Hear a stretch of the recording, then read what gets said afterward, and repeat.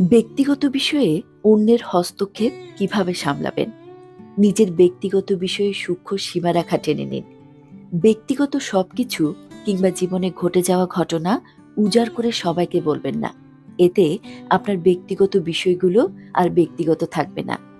নিজের দুর্বলতা আত্মীয়ের কাছে ব্যক্ত করবেন না। যতটুকু বলা দরকার ততটুকুই বলবেন। ব্যক্তিগত বিষয়ে অন্য কারো নাক গলানো আপনার পছন্দ নয়, তা বুঝিয়ে দিন।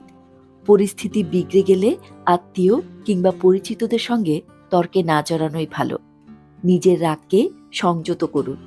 তর্কাতর্কির সম্ভাবনা দেখা দিলে সেখান থেকে সরে যান। আপত্তিকর কোনো শব্দ প্রয়োগ করবেন না। সম্পর্ক খারাপের দিকে যাবে এমন কোনো কথাও বলবেন না। আবেগ নিয়ন্ত্রণে রাখুন। পরিস্থিতি স্বাভাবিক হওয়া পর্যন্ত অপেক্ষা করুন। কারো অতিরিক্ত কৌতূহল দেখলে তা কৌশলে এড়িয়ে যান। আপনার এড়িয়ে যাওয়া যেন সে বুঝতে না পারে, নয়তো তিনি অসম্মান বোধ করবেন। জীবনের যে কোনো সিদ্ধান্ত নিজেই নিন। আপনি এর জন্য প্রস্তুত তা সবাইকে জানিয়ে দিন। কারো কথা বা মন্তব্য নিয়ে অকারণে রেগে যাবেন না। কারো মতামতকে মর্যাদা দিন এবং বলুন আপনি বিষয়টি নিয়ে আলোচনা করতে পছন্দ করছেন না। স্পষ্টভাবে কথা বলুন। হয়তো তিনি বুঝবেন এবং পরে কখনো আপনার বিষয়ে হস্তক্ষেপ করবেন না।